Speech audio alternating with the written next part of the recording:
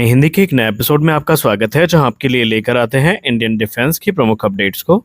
और इस अपडेट की शुरुआत करने वाले हैं हम सिक्स और राइफल को लेकर के आई एक बड़ी अपडेट से।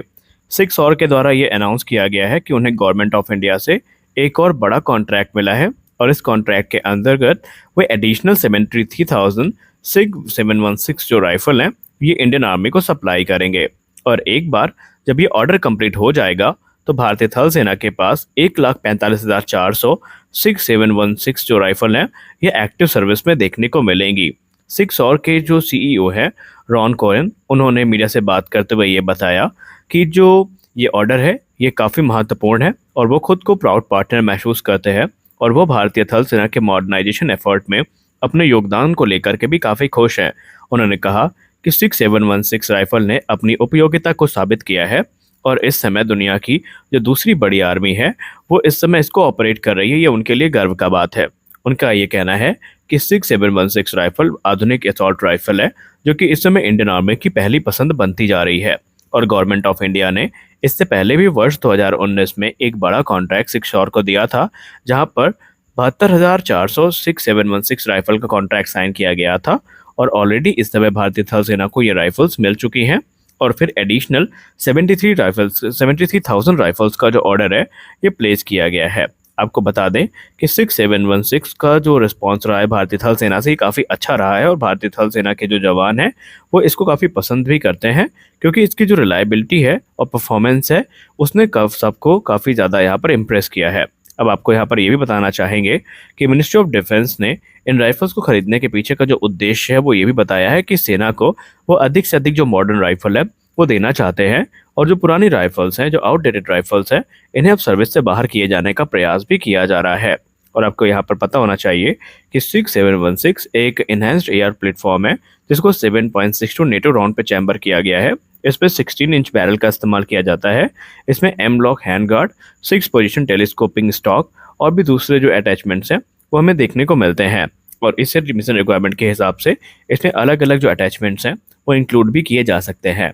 पहले कुछ समस्या आई थी इनमें एमुनेशन को लेकर के, लेकिन बाद में वो रेक्टिफाई की जा चुकी है और इस समय स्पेशल ऑपरेशंस में भी और खासकर जेएनके में जो सेना है वो इनको बड़ी संख्या में ऑपरेट कर रही है और वो इनके रिस्पॉन्स से काफ़ी ज़्यादा खुश है। आपको बताते चलें कि 6716 इकलौती राइफल नहीं है जो कि भारतीय थल सेना के मॉडर्नाइजेशन प्रोग्राम में अपना योगदान दे रही है। एक तरफ जहां 6716 का एडिशनल ऑर्डर प्लेस किया गया है तो वहीं भारतीय थल सेना को जो एडवांस AK203 राइफल है ये भी कॉर्बा ऑर्डिनेंस फैक्ट्री जो है और मीठी में उससे मिलनी शुरू हो चुकी है और चरणबद्ध तरीके से ये जो राइफल्स हैं अब सेना को मिलती रहेंगी और उनके मॉडर्नाइजेशन प्रोग्राम में अपना योगदान देंगी। अगले वीडियो में बात करने वाले हैं हम गैस टरबाइन एस्टेब्लिशमेंट के बारे में। आप सबको पता है कि जो जेट इंजन डिलेमा है ये इतनी आसानी से ख़त्म होने नहीं वाला। फिर चाहे हम बात कर लें F404 की, चाहे हम बात कर लें F414 की, एक चीज़ जो आपको पता होनी चाहिए वो ये है कि इस समय जेट इंजन डेवलपमेंट प्रोग्राम में जो सबसे बड़ी भूमिका होने वाली है वो GTRE की होने वाली है, क्योंकि अब भारत को ये समझ में आ चुका है कि आत्मनिर्भरता प्राप्त करने के लिए स्वदेशी इंजन के अलावा कोई दूसरा ऑप्शन अब उपलब्ध नहीं है। अब यहाँ पर एक चीज़ जो आपको बता दें और वो बड़ी है और ये डेवलपमेंट हमें खुद GTRE के अंदर देखने को मिला है।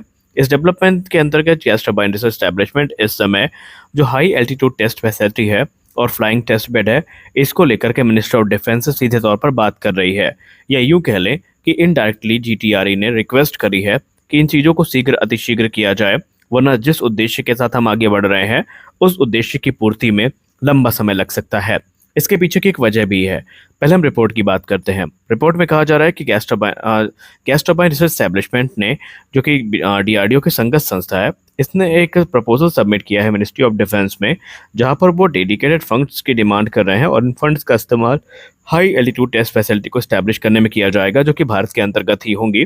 करेंटली भारत अपने इंजन टेस्टिंग के लिए, खासकर हाई एल्टीट्यूड टेस्टिंग के लिए रशिया पर डिपेंडेंट है और रशिया की जो central institute of aviation Motors है वही इस काम को करती है, या यूँ कह लें कि GTRE बुरी तरीके से इन्हीं के ऊपर रिलाय करती है। अब यहाँ पर इंजन की क्रिटिकल जो टेस्टिंग है वो तो यहाँ पर की जाती है। अब आप लोग कहेंगे कि ये काम तो GTRE पहले से करती आई है तो उसमें दिक्कत क्या है। जी हाँ, दिक्कत है। भारत की जो ओवर डिपेंडेंसी है इसके अपने बहुत सारे ड्रॉबैक्स हैं। पहली बात तो ये कि जो CIAM है इसमें स्लॉट को बुक करना पड़ता है, जी हाँ, हाई एल्टीट्यूड इंजन टेस्टिंग के लिए जो स्लॉट है इसको बुक करना पड़ता है और इसमें 6 से लेकर के 18 महीने तक का जो समय है वो लग जाता है। उसके पीछे की वजह ये है कि ये जो फैसिलिटी है ये हमेशा हाई डिमांड में रहती है और खुद रशियन इंजन डेवलपमेंट प्रोजेक्ट जो हैं उनको ये पूरा करने में पहले प्राथमिकता देती है और बाद में जो समय बचता है उसमें जीटीआरई के जो इंजन है वो टेस्ट किए जाते हैं। चलिए कम से कम 6 से, अब आप सोचेंगे 6 से 18 महीने के बीच में भारत का नंबर तो आ जाता है, लेकिन यही तो ट्विस्ट है।